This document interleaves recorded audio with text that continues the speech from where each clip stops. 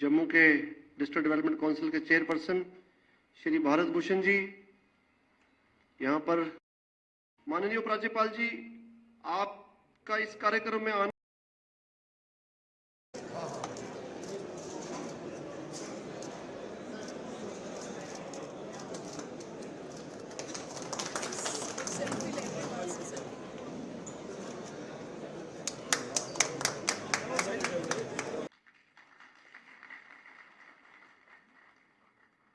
बहुत बहुत आभार।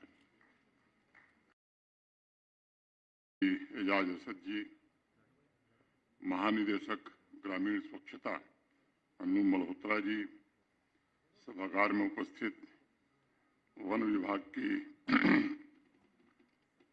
सचिव शीतल नंदा जी, जम्मू ग्रामीण विकास विभाग के सभी अधिकारीगण, सभागार में उपस्थित देवियों, सज्जनों और मित्रों, अभी धीमी गति का समाचार संचालक महोदय से आप सुन रहे थे कि 2 अक्टूबर को विजयदशमी है और महात्मा गांधी जी की जयंती है। उसके ठीक 3 दिन पहले स्वच्छता विजयोत्सव का आयोजन मुझे लगता है कि समाज के लिए एक बड़ा आदर्श और संदेश लेकर के आया है, और इसके लिए मैं ग्रामीण विकास विभाग के सभी साथियों का हृदय से आभार व्यक्त करना चाहता हूं। सच कहा गया कि विजयदशमी बुराई पर अच्छाई की जीत का ही त्योहार है, प्रतीक है।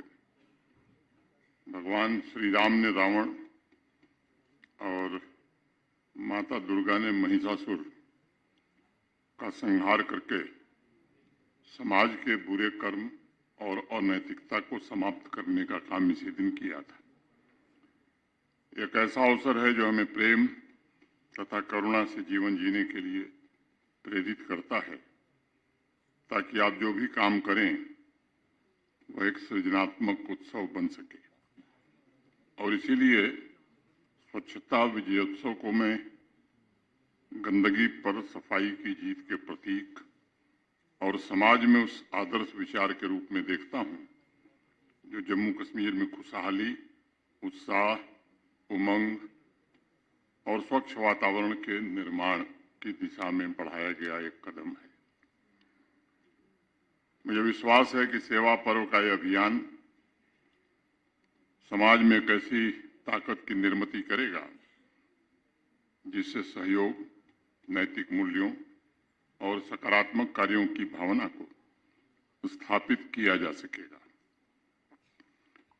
मैं फिर से ग्रामीण विकास विभाग के सभी साथियों को बधाई देता हूं, जिन्होंने कोशिश की है इस अभियान के द्वारा स्वच्छता को एक उत्सव के रूप में मनाने का, ताकि जम्मू कश्मीर के निवासियों की भागीदारी अधिक से अधिक इस कार्यक्रम में बढ़ सके। मित्रों, रावण का वध करने के पश्चात प्रभु श्री राम जब अयोध्या लौटने की तैयारी कर रहे थे, तब अयोध्या के नागरिकों ने मिलकर के अयोध्या को बहुत ही खूबसूरत ढंग से सजाने का काम किया था। रामचरितमानस में गोस्वामी तुलसीदास ने इसका वर्णन भी किया और कहा कि नगर की गलियों को सुगंधित द्रव्यों से सींचा गया, घरों के दरवाजों पर चित्रकारी की गई और चारों तरफ साफ सफाई हुई।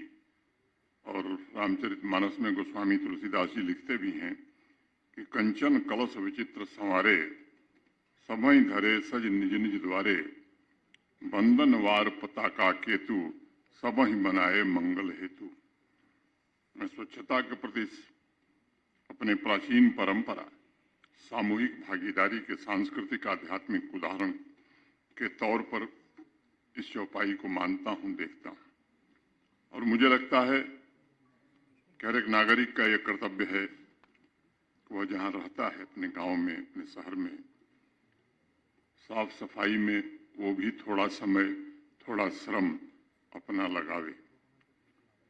17 सितंबर से शुरू हुए सेवा पर्व के माध्यम से भारत के आदरणीय प्रधानमंत्री श्रीमान नरेंद्र मोदी जी ने भी यही प्रयत्न किया है कि गांव के नागरिक मिलकर सामुदायिक भागीदारी से स्वच्छता की संस्कृति को देश में बढ़ावा दें और राष्ट्र निर्माण के इस महत्वपूर्ण काम में भागीदार बन सकें। मेरा आप सबसे निवेदन है कि सेवा पर्व को आइसोलेशन में यानी सामान्य जीवन से बिल्कुल अलग थलग करके देखने की जरूरत नहीं है। ये जीवन का एक इंटीग्रल पार्ट बन जाए, ये कोशिश हमें करने की जरूरत है। यह अभियान राष्ट्र की व्यापक नीतियों से जुड़ा हुआ है। राष्ट्रीय विकास, एकता और स्थिरता के व्यापक लक्ष्यों में योगदान देने की क्षमता इसमें है। इसका मुख्य उद्देश्य एक समेकित राष्ट्रीय पहचान भारत की बनाना है, ताकि सबका कल्याण और खुशहाली सुनिश्चित की जा सके। मैं सभी नागरिकों से निवेदन करूंगा कि जन भागीदारी के तहत महत्वपूर्ण जो इनिशिएटिव्स लिए गए उसमें भाग लेकर के विकसित भारत का संकल्प जो देश ने लिया है, इस लक्ष्य में योगदान देने में अपनी भूमिका भी तय करें। आप हमेशा इस बात को ध्यान रखें, शिक्षा, आर्थिक विकास और सामाजिक कल्याण, ग्रामीण विकास, शहरी विकास, स्वास्थ्य सेवा की पहल एक न्याय संगत और समावेशी समाज के निर्माण के अभिन्न अंग के रूप में देखी जाती है और हमें इसके लिए काम करने की आवश्यकता है। इसलिए हर एक अभियान में हम समर्पित होकर के अपना योगदान दें, ये बड़ा आवश्यक है। मैं सेवा पर्व और रूरल डेवलपमेंट डिपार्टमेंट के इनिशिएटिव की बात करूं, इसके पहले जम्मू कश्मीर में जो भयंकर प्राकृतिक आपदा अगस्त महीने में आई, जिससे बड़ी मात्रा में जान, माल, घर, आजीविका का भारी नुकसान झेलने वाले, अपने परिजनों को खोने वाले उन सभी परिवारों के प्रति अपनी ओर से, आप सबकी ओर से गहरी संवेदना व्यक्त करना चाहता हूं और उनसे कहना चाहता हूं कि भारत के गृह मंत्री जी स्वयं आए थे, अपनी आंखों से आकलन किया। भारत सरकार की एक वरिष्ठ अधिकारियों की टीम भी आई थी। उस टीम ने भी विभिन्न जनपदों का दौरा करके और जम्मू कश्मीर प्रशासन के अधिकारियों की मदद से एक आगणन तैयार किया गया है कि नुकसान कितना हुआ है।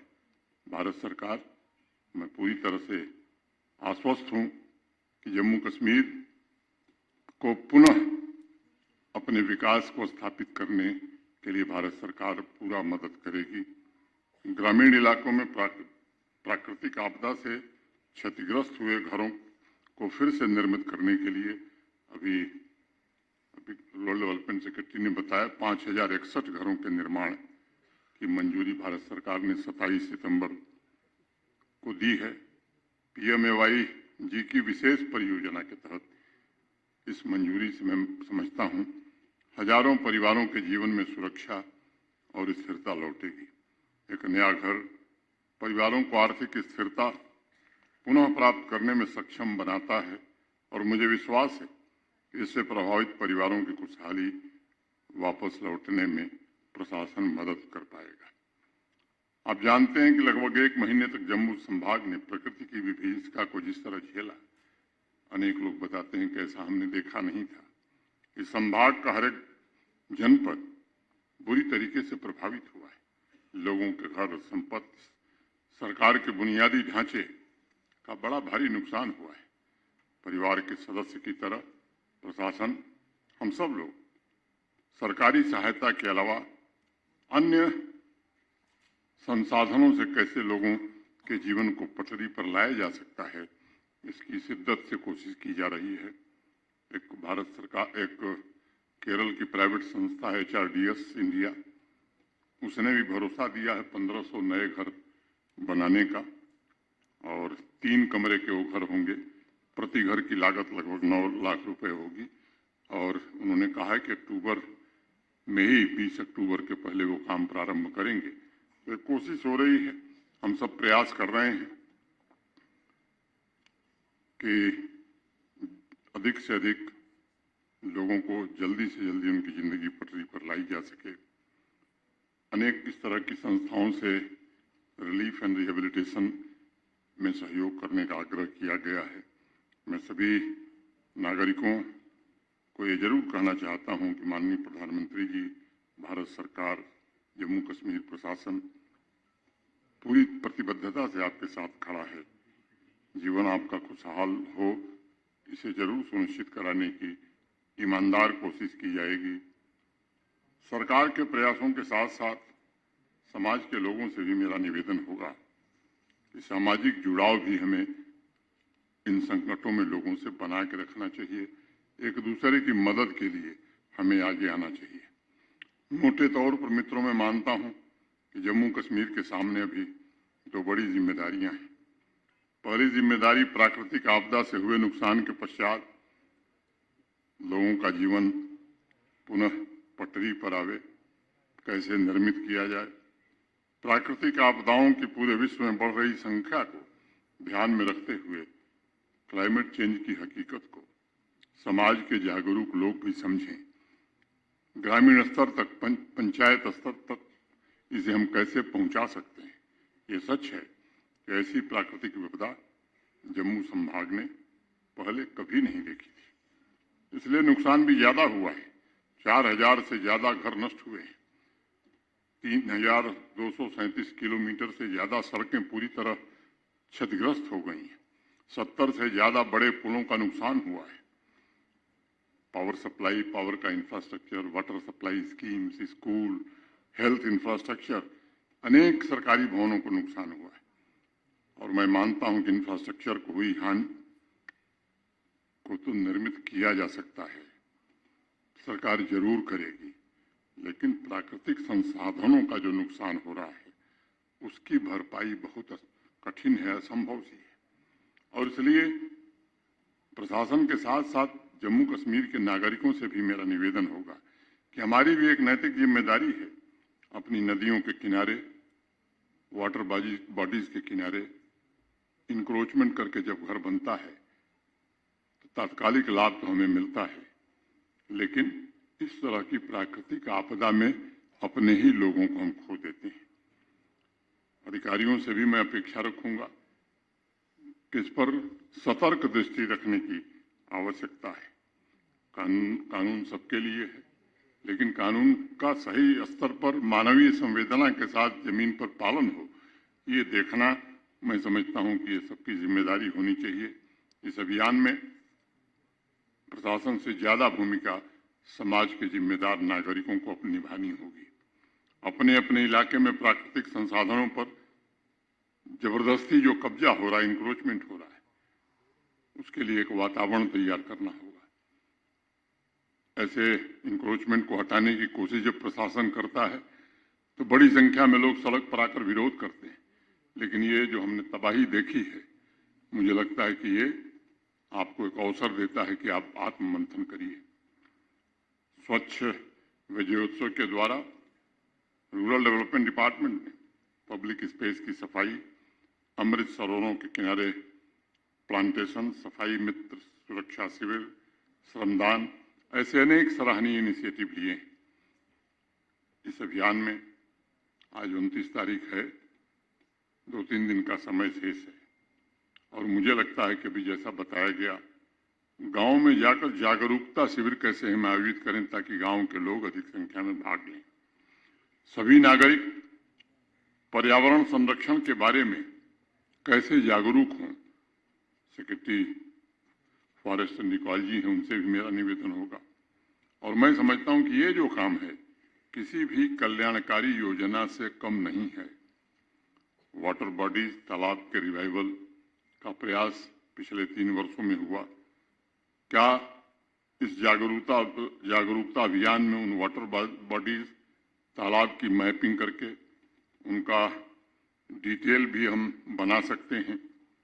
बैक टू विलेज कार्यक्रम के दौरान सॉलिड लिक्विड वेस्ट मैनेजमेंट का जो अभियान शुरू हुआ था, उसकी क्या स्थिति है, क्या उसका एक डेटाबेस हम बना सकते हैं।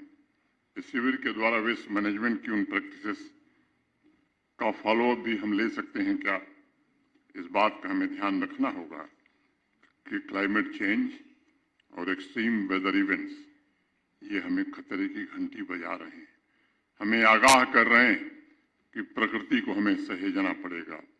संसाधनों का क्षरण हो, उसमें हमारा योगदान नहीं हो, इसको कैसे कम कर सकते हैं, इसमें हम सबको आगे आने की जरूरत है।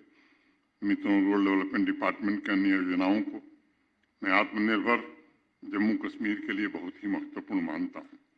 वो सेल्फ हेल्प ग्रुप्स की हमारी बहनें हों, मिशन युवा, मनरेगा, पंडित दीनदयाल उपाध्याय ग्रामीण कौशल योजना, ऐसे अनेक कार्यक्रम, इनका उद्देश्य ग्रामीण क्षेत्र और शहरी क्षेत्र के बीच जो दूरी है, इस खाई को कैसे कम किया जाए।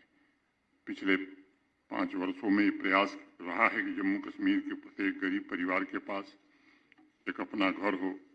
इस दिशा में भारत सरकार की मदद से, जैसा मुझे बताया गया है, कि लगभग 90% से ज़्यादा सैचुरेशन हो चुका है। जम्मू कश्मीर में भूमिहीन गरीब परिवारों के लिए 5 मरला जमीन देने की शुरुआत 2023 में हुई थी, जिनको प्रधानमंत्री आवास योजना ग्रामीण के अंतर्गत मकान बनना था। 94,000 सेल्फ हेल्प ग्रुप की हमारी बहनें, जो करीब 7.5 लाख से ज़्यादा इस ग्रुप से जुड़ी हुई हैं, इन्होंने जम्मू कश्मीर